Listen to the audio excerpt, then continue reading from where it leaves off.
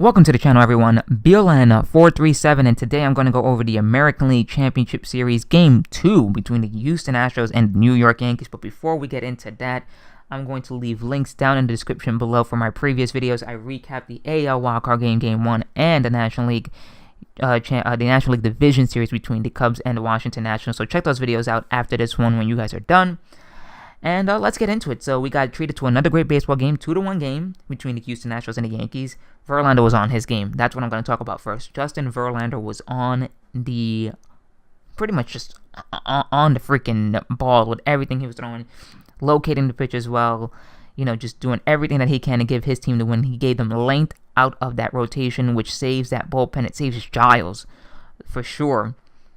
And that's huge. I mean, when you can go 9 innings and you can shut down the Yankees lineup like that, that is huge. And yeah, he had a little hiccup there in I believe it was the 4th or the 5th, where Todd Frazier got that double that scored in Hicks. And that was a huge moment in the game, at least for the Yankees, at least tie the game and feel like they had a shot at this game. And they did throughout the whole entire game. I mean, the defense, and I mean, not the defense, but the pitching gave them a shot. Severino did his best. The bullpen did their best to keep the game at a 1-1 game. And I mean, it just, defense and base running miscues once again by the Yankees just cost the Yankees this victory. And I guess really I should start with, after the Verlander start with that play at home play, right, between DD and Sanchez. I think all saw the play. If we haven't, there was a play in the 9th inning. If you guys haven't checked it out, you guys should check it out. It's on YouTube already. And I literally was watching it 50 or 60 times. I had to continue to watch it over and over and over again. And as I'm watching it, listen, I'm not going to sit here and say that Didi didn't make a great throw. Didi did the best he could with the situation at hand. I don't think Didi, just like me, was thinking that he would be able to get a good runner and a good speed guy and Altuve out by just moving and throwing the baseball. I just don't think that's possible, especially with his type of speed. Because to me, he was already hitting third. He was about to hit third, or if not already was hitting third as Didi was catching the ball. But I'm going to sit here and say just as much as Didi's at fault for the throw, I got to put a little bit on Sanchez. I think Sanchez, and I'm not trying to say that Sanchez did anything wrong, because he didn't really do much wrong. He tried to do his best to catch the ball. But if you look at it, it seemed like Sanchez was trying to rush the play a bit there. It seemed like he was trying to, he was focusing on Altuve a little bit too much, and he kind of just was like, you know what, let me try to catch the ball while trying to tag him at the same time to try to make this play go faster so we can get him out quicker. And in that situation, he didn't need to do that. If you look at the replay and you look at it over and over again, Altuve is not in your frame of sight literally until maybe the second or two where he bobbles the baseball, or he just doesn't catch the baseball on the hop. And once again, that's still on Didi, because Didi should have at least tried to make an accurate throw, or at least should have tried to make a better throw. But it's on him as well for not at least trying to slow down the play a bit, catch the ball, and try to tag him out. Listen, if we lose the game because you try to catch the ball to make the out, then it's whatever. Then it's on the throw, and you did the best that you could. But he kind of seemed like he was trying to rush the play, rush everything that was going on, and you just saw that it hurt that play. It hurt the momentum of that play, and Altuve scored. But you have to give credit to the Astros here as well. I mean, the Astros they continue to get their key guys on base. They do. Altuve, Correa, once again, was the formula for this game. Now, Gurriel did drive in a run for them yesterday, but this was all Correa and Altuve. That 1-2 punch by the Astros is probably the best 1-2 punch in all of baseball at this point. You have Correa, who's an average guy, and you have, an average and a power guy, and you have Altuve, who can hit for some pop and has decent, not even decent speed. He has great speed, and he can hit for average. And he can hit anything in the zone. Literally anything.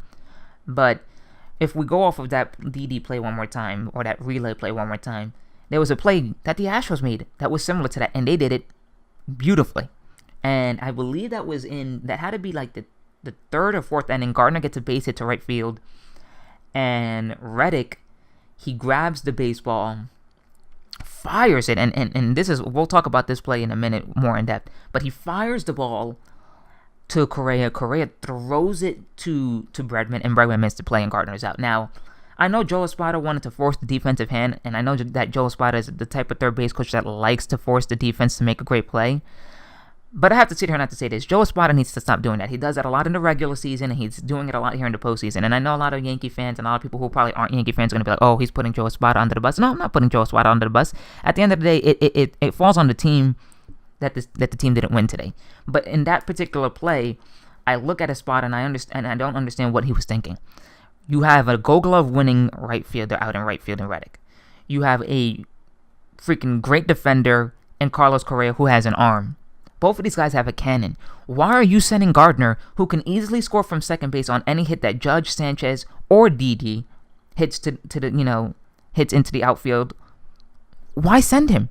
You don't make the first or last out at third base. That is the rule. And for a spotter to not stop Gardner at second base was just ridiculous to me. And you saw Joe in a shot talk to Brett, and I think he was trying to tell Brett, listen, we know it's not your fault. We know we sent you there. Don't worry about it.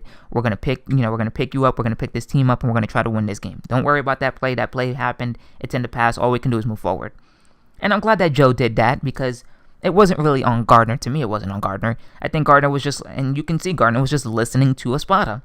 So I don't know what to say, man. If a spotter if this doesn't tell a spotter now to stop running on these Astros outfielders, then they need to stop. Like this play right here, he needs to show them, listen, you need to be aggressive. Be aggressive at a time where it doesn't cost you potentially a run, a lead as well. But he didn't do that, and that was just more great defense on the Astros, just as much if it was Espada sending him. I mean, the Astros literally took that, okay, you want to force us to make a play? We'll make a play. And he did his job, plain and simple.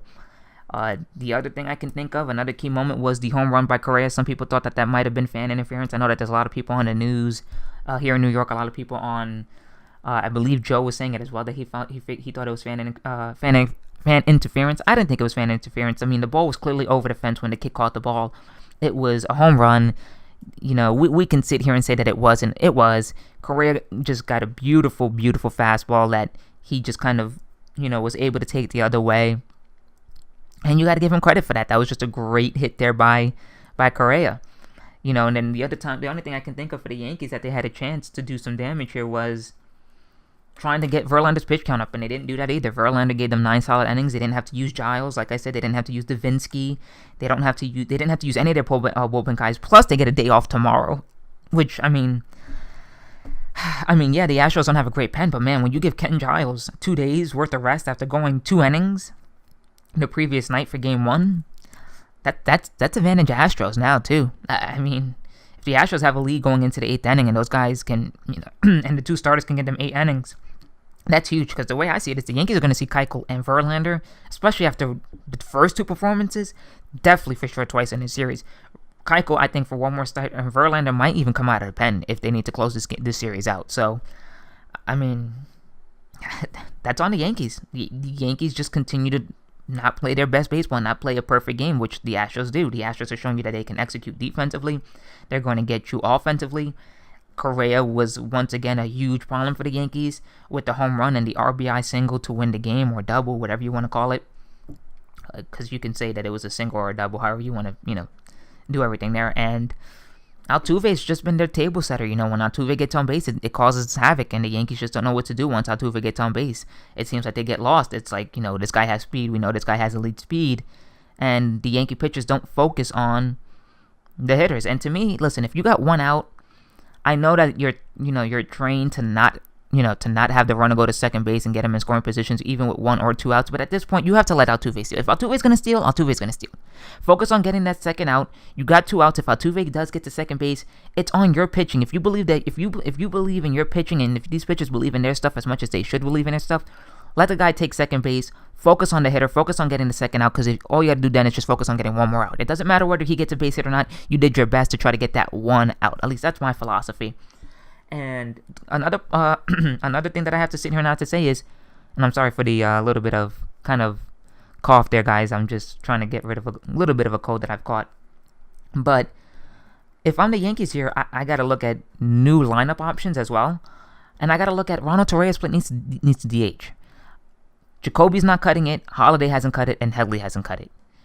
So if those 3 guys can't do it, give Torreyra a chance. You got to start changing the lineup up. You got to start giving this lineup a little bit of life. Because Bird, he's had a solid series, a solid postseason. He got the 1 big home run to bring them to within 1 run. And, I'm not really too worried about Bird. Bird has been decent. But Gregorius has gone cold. Sanchez has gone cold. Gardner's still doing his thing. He's still, having long at bats, which is great. But Judge is starting to get better, but he needs to be the Judge that we've seen before. He needs to become Aaron Judge of the regular season and not Aaron Judge who's striking out 20 times in a postseason series. It's just, you can't have that happen. Now, he didn't strike out as much today. He did hit some balls to a couple of infielders and I believe an outfielder as well. So that's a plus. You're glad to see that he's putting, bat to the ball. But we still need more from Aaron Judge and Gary Sanchez and Didi to win this series. We have to. Because if we can get a lead going into the 5th or 6th inning, the bullpen has already shown you we can hold this lead. We got you guys. If you guys can give us a run or two or a lead before it gets late in the game, we got it. We'll close it out. And that's going to be the key for the Yankees now going into New York. They have to win. To me, they have to win 3 games. They have to win 3 games.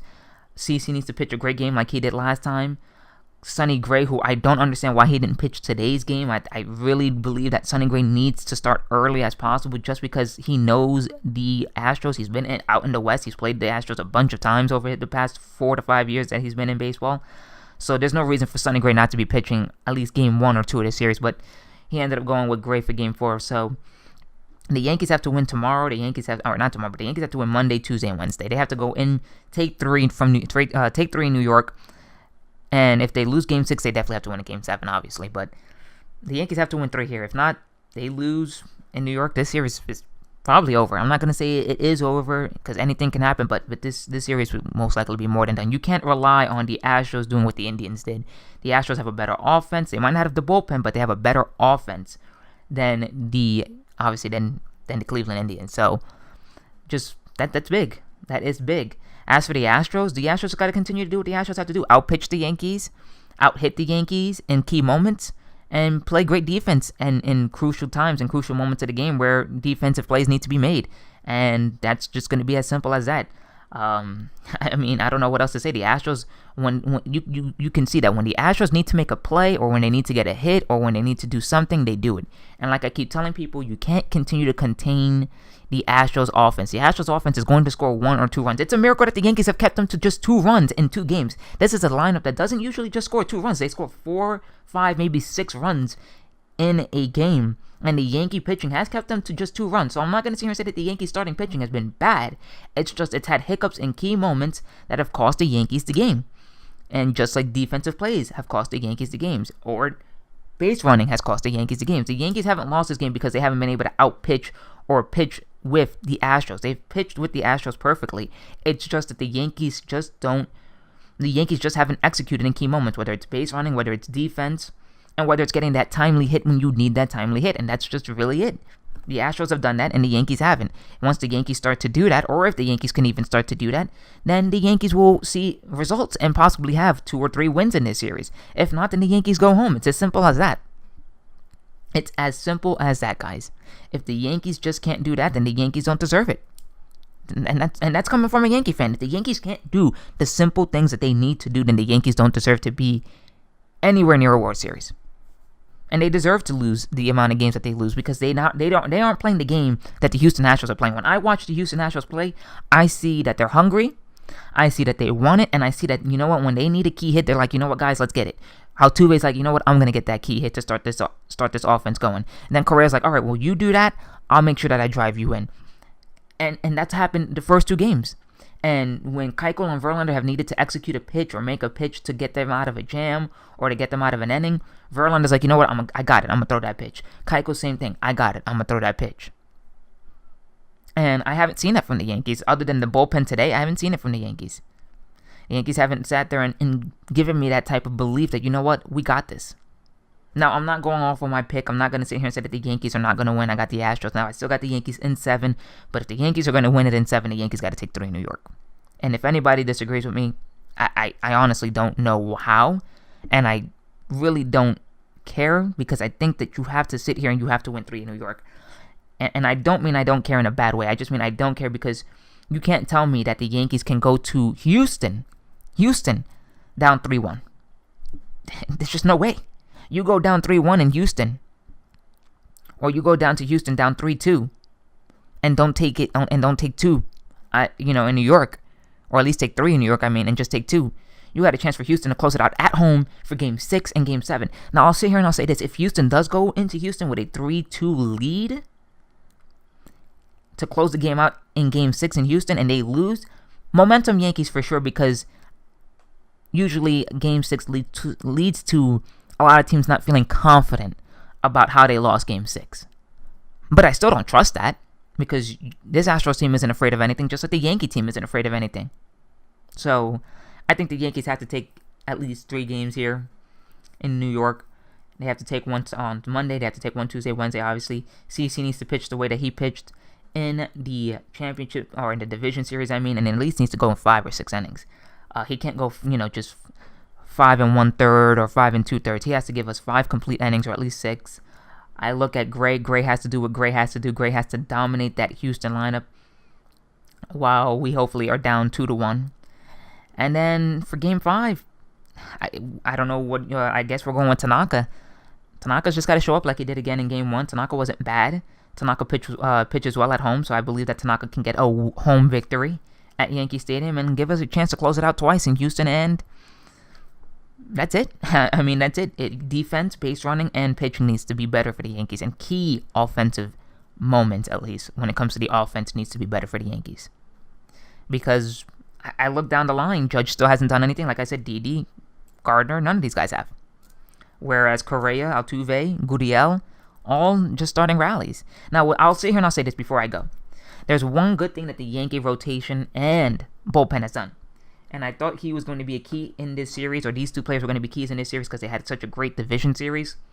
Both Springer, Reddick have not, and Alex Bregman have not had the type of games that they had in the division series this time around. And that has been the key to the Yankees keeping these games close.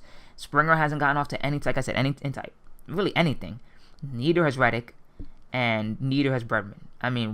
When those guys are cold, and you get those guys out, it does put pressure on the Astros, especially Altuve and Correa, who seem to just enjoy this pressure to make this offense go.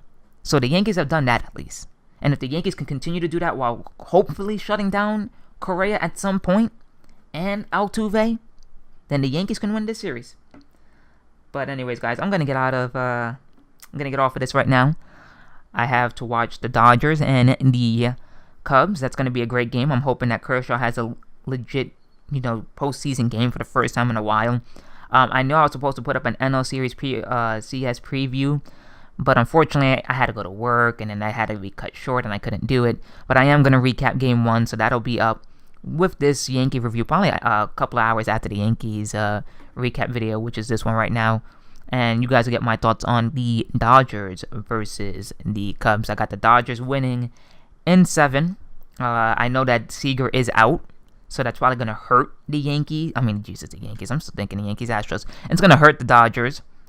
Obviously, he's a key bat. He's their best hitter to me, besides Bellinger, obviously. And we're going to see. They have the bullpen, and they do have the pitching that can match up with the Cubs. But we'll see if that's going to help. But anyways, guys, if you guys like this video, make sure to leave a like down below. Comment as well. Let me know what you guys think. I know that you guys were letting me know yesterday what you guys thought about this series and about Game 1. And if you are new, don't forget to subscribe.